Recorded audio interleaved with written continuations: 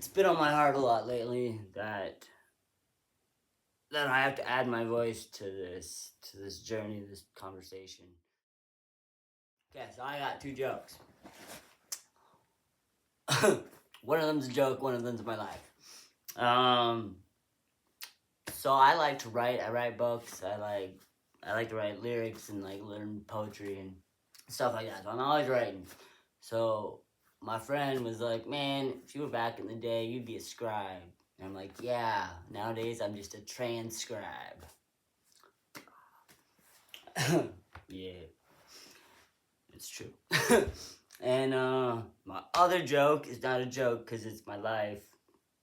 But when I was 17, moved to Montreal.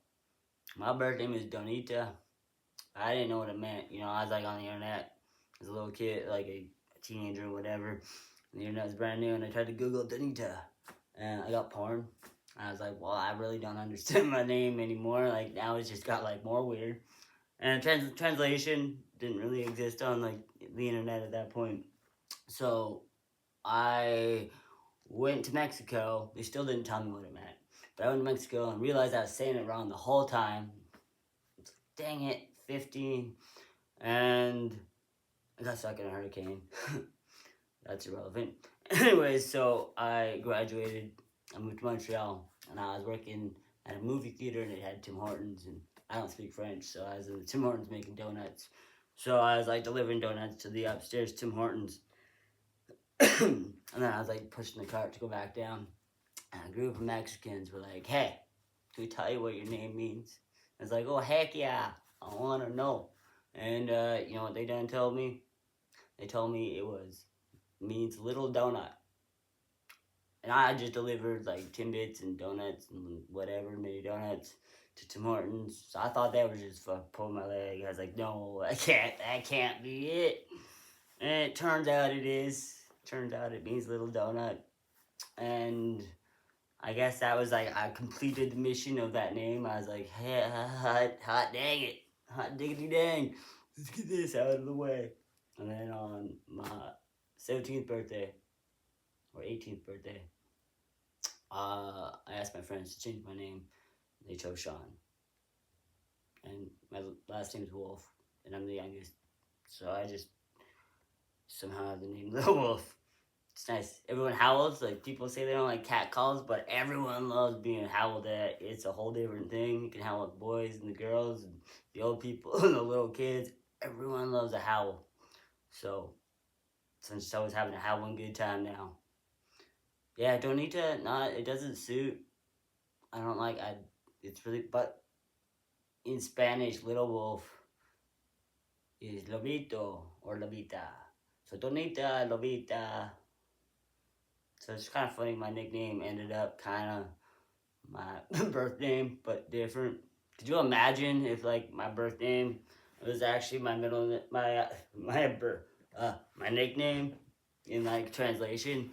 That would be cool. I just like it could be funny. I could try to like go by the name Little Donut now and be like, "Yo, everybody, call me Little Donut." Yo, LD, call me L Dub. So it's like kind of the same. I try to live my life with the least amount of deceit as possible, and it hasn't been easy. I've had a interesting roller coaster of a life that many in this new age would call transgenderism or trans whateverisms. I never really liked that word. Like I've always been androgynous, masculine, and I have a really detest for female clothing on my body. But that is part of the quirks that make me me. But I've always, I don't want to I've always had dysphoria. Let's put it that way. Never really thought I was in the wrong body, but I had dysphoria because when I was born, before I was born, I actually died.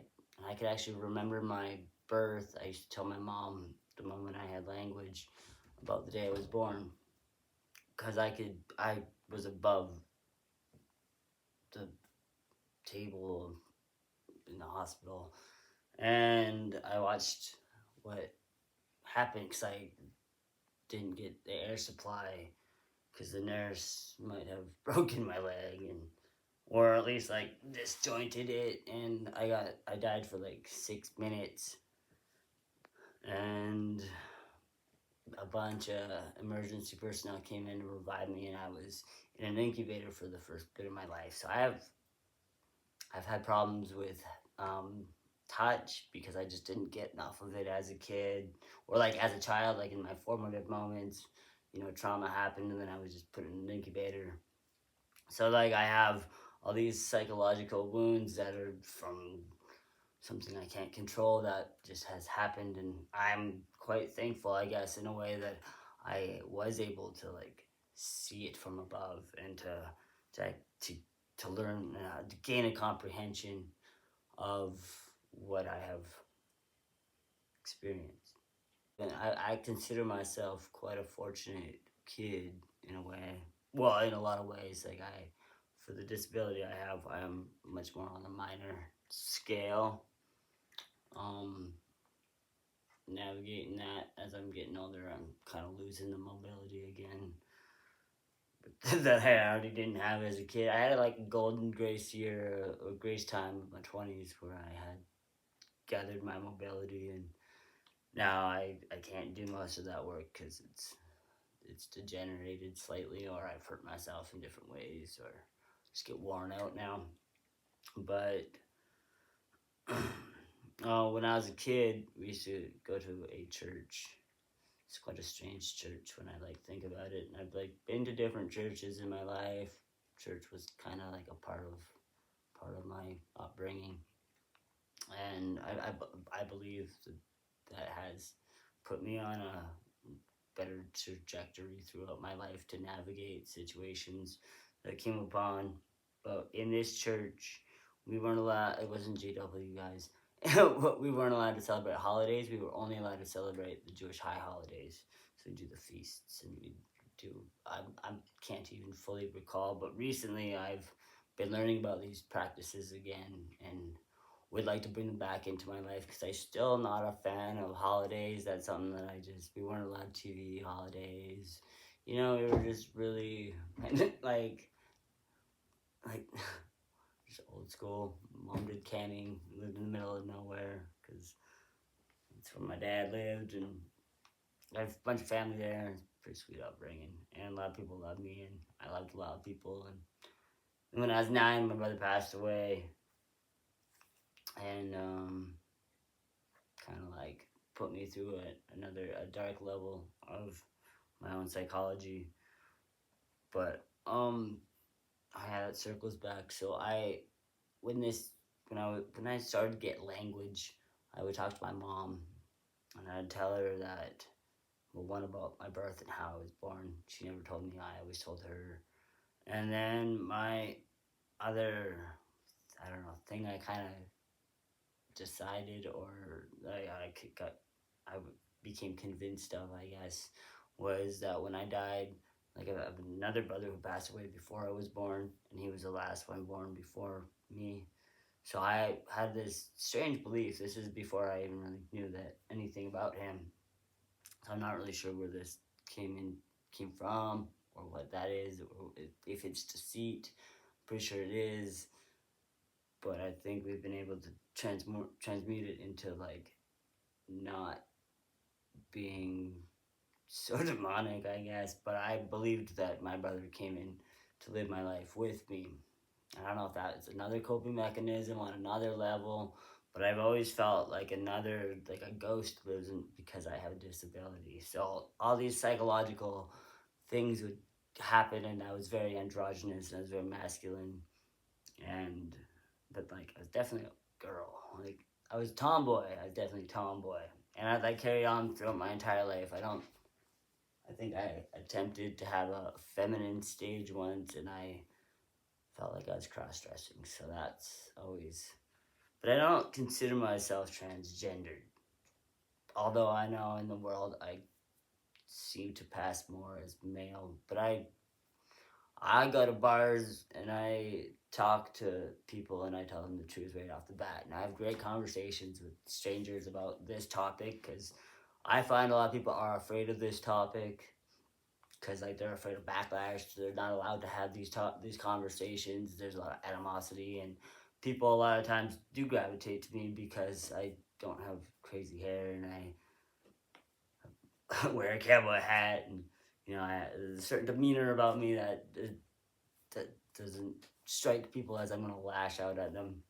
So I have a lot of great conversations about what has gone on, and because I was an early advocate of it, and I have seen the fall and the whole arc and fall of it. I've watched it all and was homeless the whole time, so I could stay away from it. But it doesn't matter how, especially in the homeless community, you find a lot of it. There's a lot of mental illness, but there's a lot of ideologies. There's a lot of everything that's going on in there. And actually, what I want this podcast, I want it to be a podcast eventually. This is what I'm not going to podcast, probably. But this is just my intro. I want to make this a lot more about Canadiana history and the things I've learned as a fruit picker and as a traveler, hitchhiker, whatever, like hobo. And that's kind of more where I want the content of all this to go. But through the spirit of not being deceptive and also to just like have more conversations, I feel what really sparked this to go again is Blair White. She's just like, why is there not just have people having this conversation more? It's like, dang it, I know I should have uploaded that thing 2 years ago, but I just wasn't ready and I wasn't as articulate, and I've gone through a lot of things, and the amount of supernatural that I've gone through throughout my experiences. There's another experience that when I was really confronted with God, where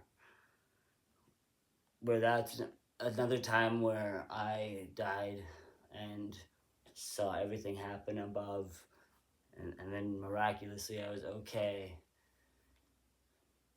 I don't want to go into that story. It's a pretty heavy story, but that was the first time I was like, once you know something, you can't unknow it. And I had not just dabbled, I helped run a metaphysical shop around that time. And after that, I went crazy for a little bit, for sure. And then, just un pequeño.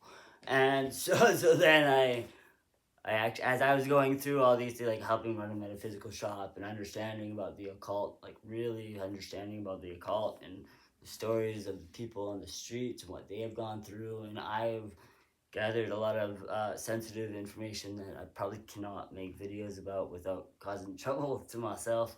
And I feel like I'd like to do like a more in-depth, like it would be really nice if in the comments people could like put questions they have. Like I have like so many layers of my experience that I've gone through that's like quite a lot. I kind of almost need prompts to get into it, you know what I mean? Because I've been off this horse for like quite a long time, and these conversations I've been having for so long, and people keep telling me like I should put this on the internet. I should talk about it with people because I have a unique perspective. Door Jam, I was at the metaphysical shop. It's actually shut down now because I wouldn't take it over because I realized a lot about the spiritual battle. Well, I wanted to know about the spiritual battle, and then I got a full view of it and everything that I've gone through. I oftentimes questioned why I was making these choices, and then through every single strange disability, transgenderism, um, being a hobo. What was the other? Oh yeah, the metaphysical, like working at it, like pretty much running a metaphysical shop. I worked with a lot of people. I knew about all the books. I know a lot about occult magic. I've been definitely 3 years where I've completely got rid of all of those things from my life. I don't touch them anymore. I've renounced all of that because I know that is dangerous and I know that is evil. and I know I have invited that into my life. And part of the repentance, like knowing that the metaphysical shop is shut down, now being able to speak about the transgender stuff, I want to go more into the psychiatric or psychological, sorry, aspect, or like specifically of my own journey, because just by hearing a different perspective, there might be understanding gleaned through the thing that can be applied to oneself. And I have strict policy on the you don't just do it. And like throughout my own experience and what I've gone through, I'm on the other side. I have all my selves and parts attached, and I prefer that because I can make peace with myself a lot easier. And everyone's got trauma. Everyone's had something or other, psychological, metaphysical, spiritual, emotional, chemical, physical. Like there's so many ways that we all get disturbed and we all get inundated by what I would consider kind of evil spirits of thought, evil spirits of mind, evil spirits of of coercion, and like what are these manipulative techniques that are deployed, and why is it so dang prevalent nowadays? I know it, but I'm not gonna go into it here. Anyways. Now me and the boys are picking that redneck disco. Donna Summer and the BG step aside. We're shaking out cowboy blues to the redneck disco. I guess you could say that's our way of staying alive.